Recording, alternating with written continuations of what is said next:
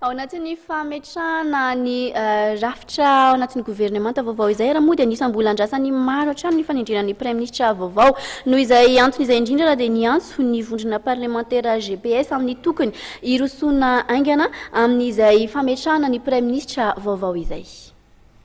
Nahatsapa ireo mpikambana eo anivon'ny vondrona parlemantera GPS na ny groupe parlementaire spécial fefa manomboka misy fiantraikany amin'ny fiainam-bahoaka ny tsy fisian'ny praiminisitra vaovao eto amin'ny firenena. Antony indrindra ny antsoina izy ireo ny filoham-pirenena mba hirosoana amin'izay nandritra ny famorina ny mpanao gazety teny Antaninarenina.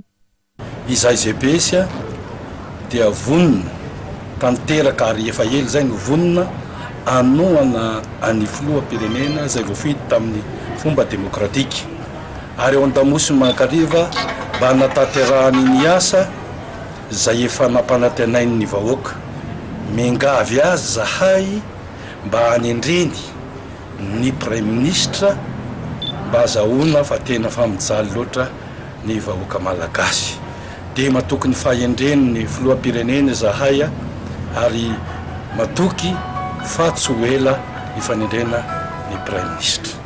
Manoloana izany kosa dia tsy mbola nanohitra analana vaovao ity vondrona parlemantera ity. Raha nambaran'izy ireo dia tsy mikasa ny hanohitra izay olona lany eo izy ireo.